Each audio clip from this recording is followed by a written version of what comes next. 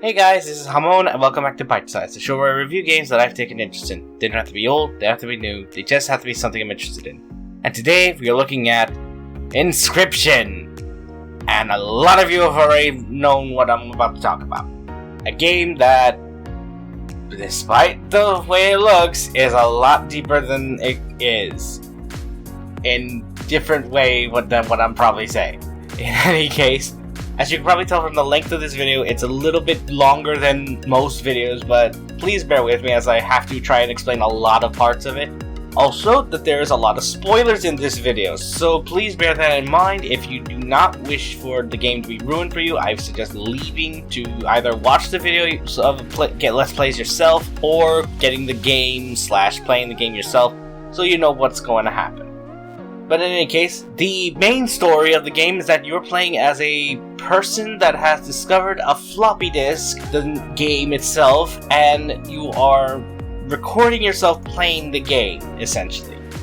So, as you go through this, you are going to discover secrets that help you discover things about the game and all that, and yeah, it just goes from there. Essentially, it is a roguelike card game for the most part. I say that because when we get to the second part, it kind of changes the formula a little bit. But in any case, it's really great. And despite the fact that it's supposedly a horror thing, it doesn't really do that per se. It's like, it just has the aesthetic for the most part.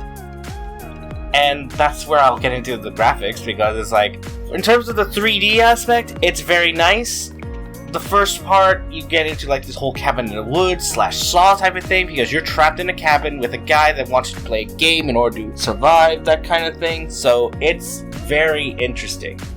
Now, then there is the second part, which turns into a pixelated type of adventure, which gives you vibes of Pokemon trading cards, where you have to go to the 4 different islands and battle to become the best of whatever faction you want to do, and thus play the game. And then we go into the third part, which goes into similar type of situation as the first one, but you're in a lab this time with a robot that's trying to get to do this thing, so he's basically forcing you, and it all looks nice. Then we go into part 4, which it's like a last hurrah type of situation, because it's like they have the places for the 2 other characters in the game that you meet, but it's only like brief moments because the game is deleting itself at that time, so you can't really fully explore it. So all in all, it looks really great. The designs of the characters are interesting. The designs of the cards are very nice throughout all the parts,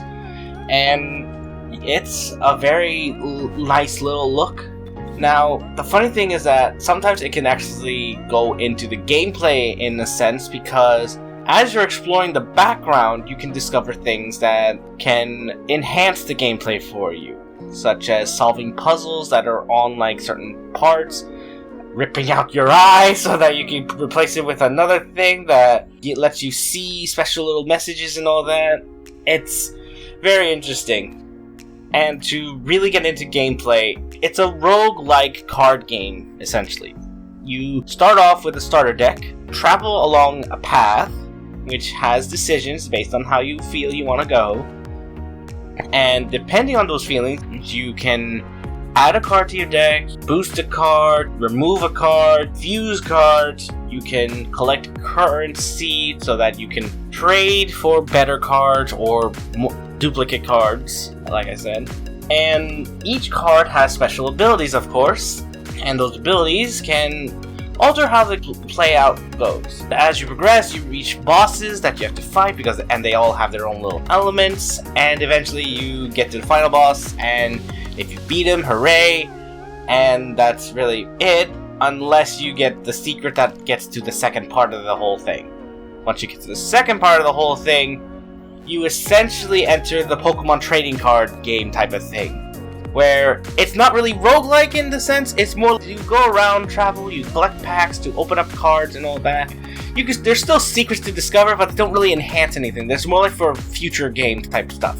So that's fine. And in this one, there's actually multiple ways you can build the deck and all that, so keep that in mind. Now, the third part it's kind of like the first one, except there's now an additional lane for you to place cards down, and things can alter depending on how it goes, but it is essentially the same thing as the roguelike.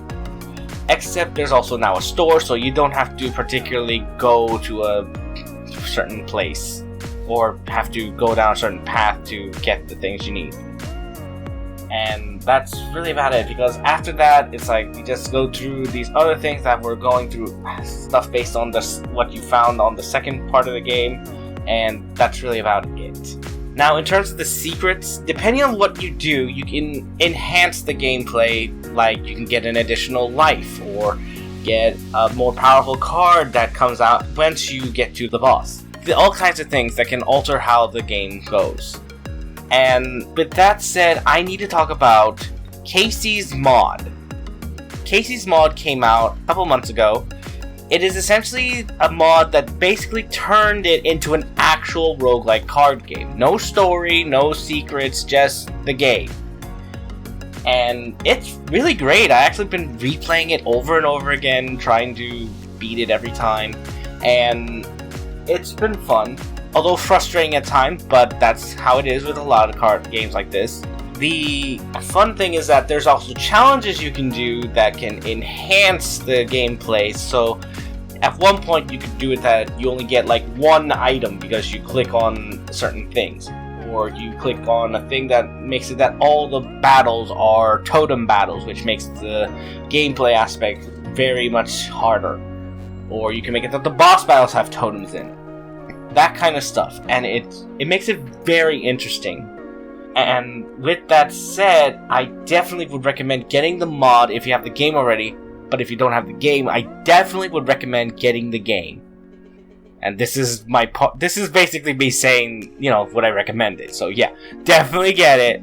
It is on Steam right now for the price at the lower left hand of the screen. If it is anywhere else, I will list it here right now. And with that said, definitely check it out. If you want to just watch somebody play it, that's fine. Otherwise, I definitely recommend it. And thank you so much for watching. I hope you enjoyed this video. If you did indeed enjoy it, leave a like, share the video with others, and subscribe to the channels for more videos like this. And with that, I'll see you next time. Bye!